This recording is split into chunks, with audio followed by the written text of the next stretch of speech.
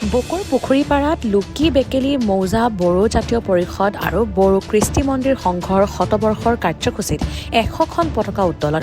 ৰাজ্যৰ বড়ো জনগোষ্ঠীৰ সামগ্ৰিক বিকাশৰ বাবে অহৰহ প্ৰচেষ্টা চলাই অহা বড়ো জাতীয় সংগঠন নিখিল বড়ো জাতীয় পৰিষদৰ লুকি বেকেলি মৌজা সমিতি, লুকি বেকেলি বড়ো কৃষ্টি মন্দিৰ সংঘৰ শতবৰ্ষ উদযাপন উপলক্ষে বকুৰ পুখুৰীপাৰাত তিনিদিনীয়া কাৰ্যসূচীৰে আয়োজন কৰা হৈছে বিশাল তথা বৰ্ণাঢ্য কাৰ্যক্ৰমণিকা। কামৰূপ জিলাৰ বকুৰ পুখুৰীপাৰাত লুকি বেকেলি মৌজাত আয়োজন কৰা হৈছে বড়ো জাতীয় তিনিটা সংগঠনৰ অধিৱেশন।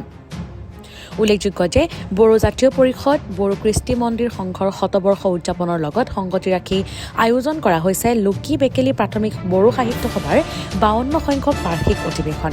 আজি দ্বিতীয় দিনা অৰ্থাৎ 14 মাৰ্চৰ দিনা অনুষ্ঠানত প্ৰথমে বাথৌ পূজা, পিছতে তিনিওটা সংগঠনৰ মুঠ 100খন পতাকা উত্তোলন কৰা হয়।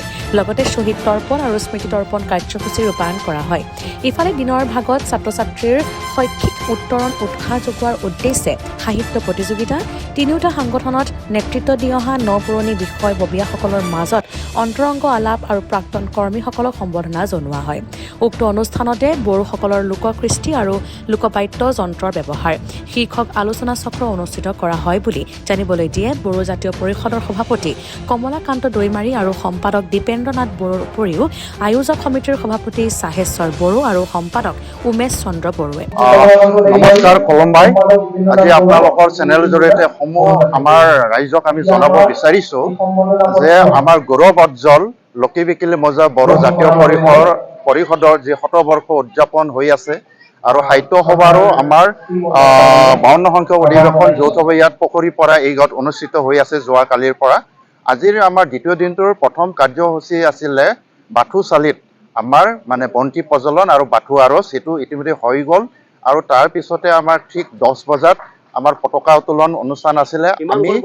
আমি 100খন পতাকা উত্তোলন কৰিছোঁ শতবৰ্ষৰ কাৰণে, আৰু বড়ো জাতীয় পৰিষদৰ প্ৰায় 101খন পতাকা আমি উত্তোলন কৰিছোঁ। আৰু তাৰ লগতে আজি আমাৰ যিসকল শ্বহীদ হৈ গৈছিলে বড়ো সাহিত্য সভাৰ কাৰণে, বড়ো ভাষা সাহিত্য সংস্কৃতিৰ কাৰণে, তেখেতসকলক আমি শ্ৰদ্ধাঞ্জলি জনাইছোঁ। আৰু এই শ্ৰদ্ধাঞ্জলি প্ৰথমে আৰম্ভণি কৰিছিলে আমাৰ ভোলানাথ বড়ো ডাঙৰীয়াই, লুকি বেকেলি বড়ো সাহিত্য প্ৰাথমিক বড়ো সাহিত্য উপ-সভাপতি ভোলানাথ বড়ো ডাঙৰীয়া। আৰু স্মৃতিসৌধ শ্ৰদ্ধাঞ্জলি জনাইছে যিসকল আমাৰ পুৰণা ব্যক্তিসকল বড়ো জাতিৰ সকলে কাম কৰি তেওঁলোকে স্বৰ্গগামী হৈ গৈছিলে, তেওঁলোকক আজি আমি এই গৌৰৱ উজ্জ্বল শতবৰ্ষৰ অনুষ্ঠানত আমি সন্মান যাচিছোঁ।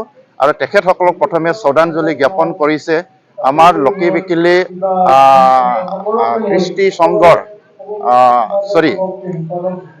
আমাৰ বকো আঞ্চলিক বাথৌ মহাসভাৰ ইনচাৰ্জ সভাপতি ৰাজকুমাৰ বড়ো ডাঙৰীয়াই।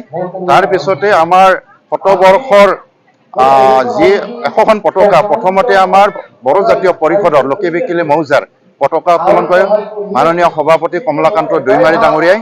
তাৰপিছত একাধিক ক্ৰমে সাহিত্য সভাৰ সভাপতি আমাৰ ৰঞ্জিত দৈমাৰীয়ে সাহিত্য সভাৰ পতাকা উত্তোলন কৰে।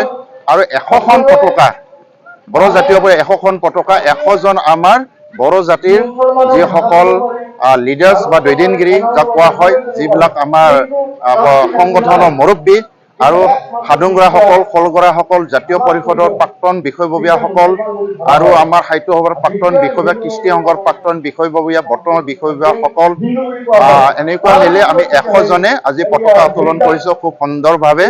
তাৰ পিছতে পতাকা উত্তোলনৰ পিছতে আমাৰ এটি কাৰ্যসূচী আজি হৈছে।